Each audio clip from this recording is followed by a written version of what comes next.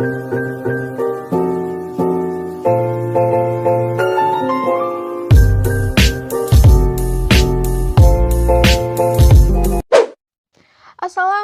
warahmatullahi wabarakatuh. Selamat pagi anak-anak.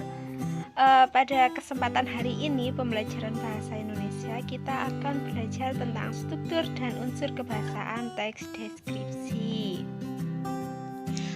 KD atau kompetensi dasar yang akan dipelajari hari ini adalah 3.2, menelaah struktur dan unsur kebahasaan teks deskripsi tentang objek, sekolah, tempat wisata, tempat bersejarah, dan atau suasana pentas seni daerah yang didengar dan dibaca.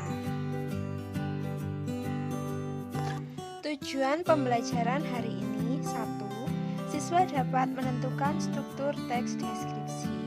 2. Siswa dapat menentukan unsur kebahasaan teks deskripsi. Struktur teks deskripsi dibedakan menjadi 3. 1. Identifikasi atau gambaran umum. 2. Deskripsi bagian. 3. Kesimpulan atau saran.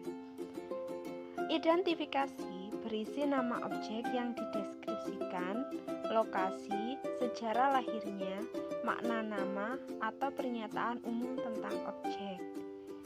Deskripsi bagian berisi perincian bagian objek tetapi diperinci berdasarkan tanggapan subjektif penulis. Perincian dapat berisi apa yang dilihat, misalnya bagian-bagiannya, komposisi warna, seperti apa objek yang dilihat menurut kesan penulis. Perincian juga dapat berisi perincian apa yang didengar, misalkan mendengar suara apa saja, seperti apa suara-suara itu, atau penulis membandingkan dengan apa.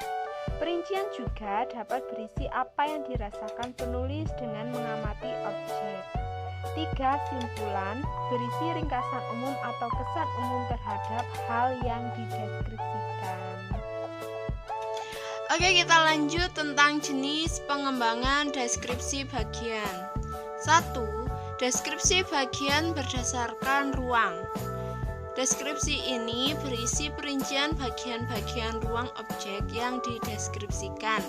Misalnya, penulis mendeskripsikan bagian pintu masuk, bagian tengah, bagian belakang. Perincian ruang juga dapat menyebut nama ruang-ruang dan ciri-cirinya. Misalkan ruang tamu, di situ ciri-cirinya yang mencolok ada apa, biasanya disebutkan.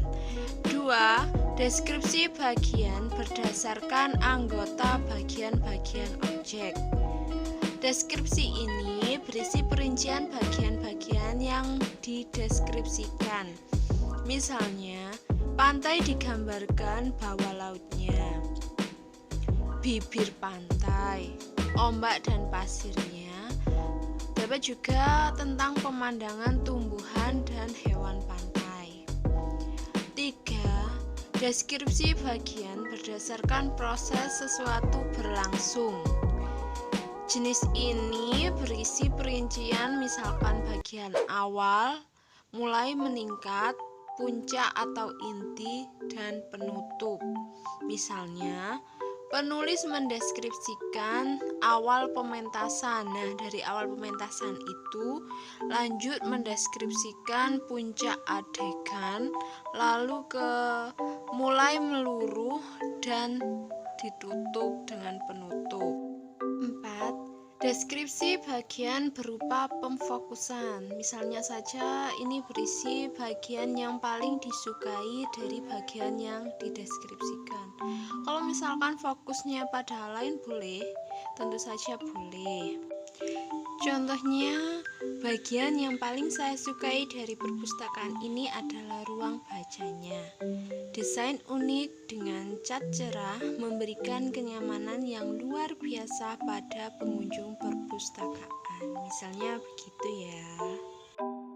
Oke, selanjutnya tentang unsur kebahasaan teks deskripsi. Yang pertama adalah menggunakan kata benda sesuai topik yang dideskripsikan. Contoh, sekolah, rumah, guruku, teman saya, dan lain-lain.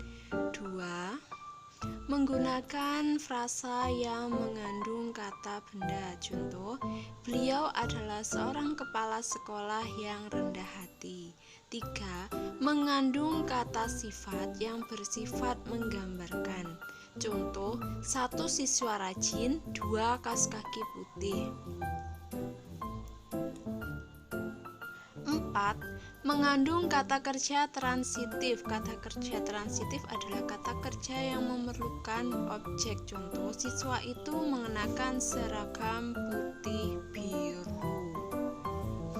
5. Mengandung kata kerja atau frasa pendapat dengan tujuan mengungkapkan pandangan pribadi penulis mengenai subjek. Contoh, saya yakin buku itu murah. 6. Mengandung kata keterangan. Kata keterangan itu kan banyak, ada keterangan waktu, tempat, tujuan, alat. Contoh, dengan cepat, di rumah, di siang hari. 7. Mengandung bahasa kias atau majas. Contoh, kulitnya lembut seperti benang sutra. Oke, kita kembali ke struktur teks deskripsi. Ada contoh yang berjudul Rumah Tongkonan. Pada paragraf pertama termasuk identifikasi karena dalam paragraf pertama menjelaskan tentang nama, objek, lokasi, serta gambaran umum dari objek. Yang kedua atau paragraf kedua merupakan deskripsi bagian karena memerinci bahan kayu, ukiran rumah, hiasan, atap rumah. Dan yang terakhir adalah penutup karena berisi kesan umum. Demikian apa yang bisa saya sampaikan. Terima kasih. Semoga mudah dipahami apa yang disampaikan. Wassalamualaikum warahmatullahi wabarakatuh.